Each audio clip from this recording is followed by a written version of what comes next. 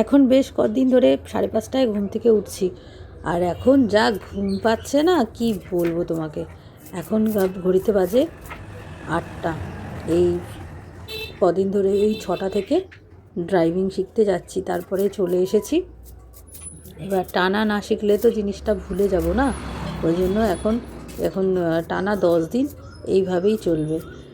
আর মায়ের বাড়ি থেকে এই দেখো, এখন তো ধনেপাতার সিজন শেষ হয়ে আসছে, প্রচুর ধনেপাতা এরকম বড় বড় গাছ হয়ে গেছে, তা মায়ের ওখান থেকে নিয়ে এসেছি। এবার ভালো করে জলটা ঝরিয়ে এই ঝুড়ির মধ্যে রেখে দেবো।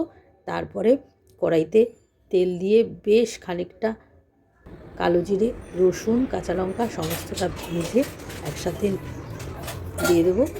আর এদিকে দেখো, ওইটা করার আগে এই ভিজিয়ে রাখতে রাখতে এদিকে কিন্তু টাসনগুলো যেগুলো এদিক ওদিক ছড়ানো ছিটানো ছিল সেগুলো গুছিয়ে ফেলছি।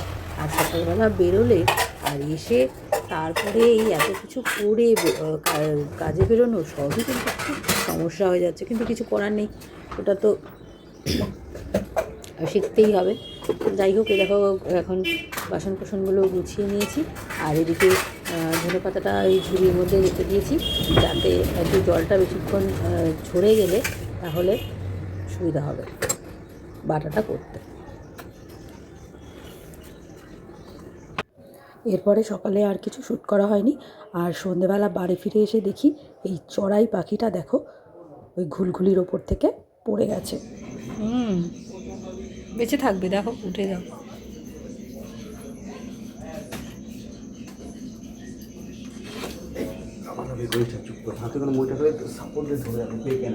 আর একটু কি করে ফেলতে পারে, আরে ধারে তো আমার লেগেছে, আর একটু ওঠো, আরো এক ধাপ ওঠো, ওরম করে ধাপ করে পড়ে যাবে হাত থেকে। আরে আরে বাবা, আমার বাবা পাড়িয়ে দিল।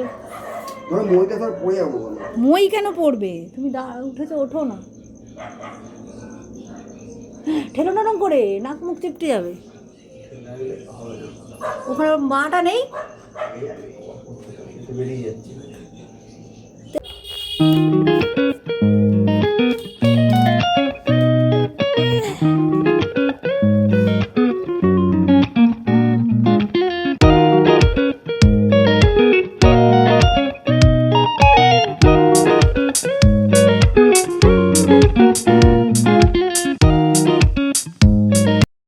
The next day.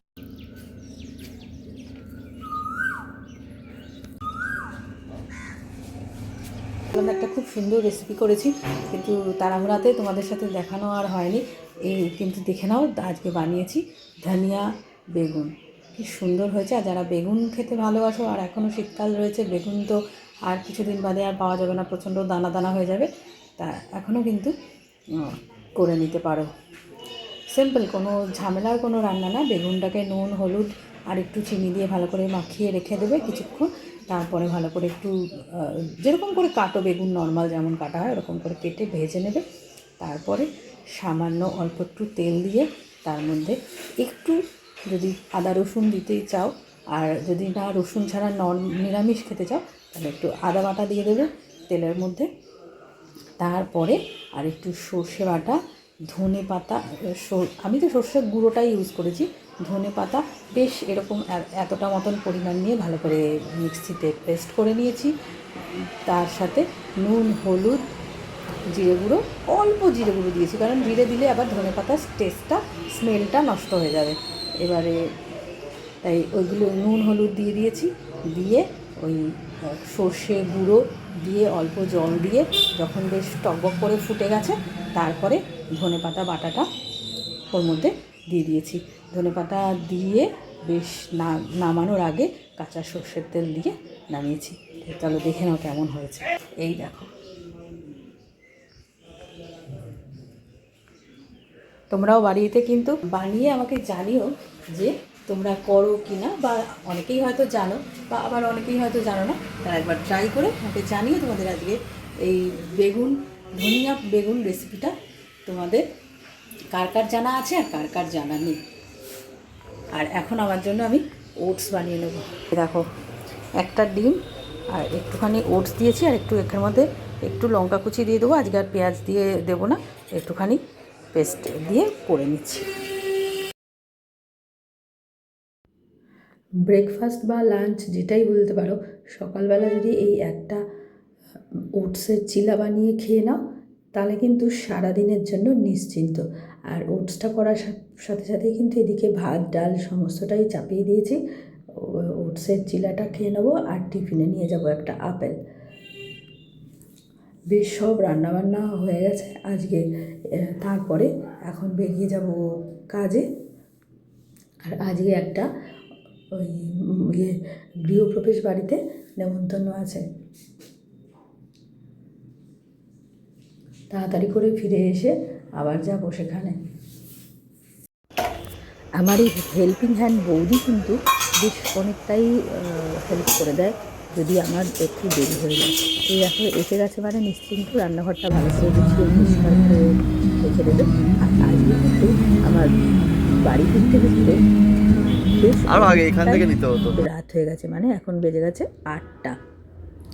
তাড়াতাড়ি করে একটা সালোয়ার পরে নিয়েছি। এই হাজব্যান্ডকে বললাম আমাকে একটু এগিয়ে দিয়ে আসো। আর কি আজকে এই প্রথম কারুর বাড়িতে গেলে সেভাবে হয়তো কিছু শ্যুট করতে পারবো না, সবাই তো সেইভাবে প্রস্তুত থাকে না। তাহলে আজকের ব্লগটা এইটুকুই। যদি তোমাদের একটুও ভালো লেগে থাকে প্লিজ প্লিজ প্লিজ কমেন্টে জানিও। আর নতুন যারা বন্ধু সাবস্ক্রাইব করে আমার চ্যানেলটার পাশে দেখো। আগের ব্লগে আমার দুজন নতুন বন্ধু হয়েছে, এই যে এসে পৌঁছে গেছি। তাহলে আজকের মতন এইটুকুই, চলো টাটা। আবার চলে আসবো পরবর্তী অন্য কোনো ব্লগ নিয়ে। আর এই যে দেখো আমার সাথে সোনিয়াদি, এই সোনিয়াদির নতুন ফ্ল্যাটে আজ হলো গৃহপ্রবেশ। By, C you.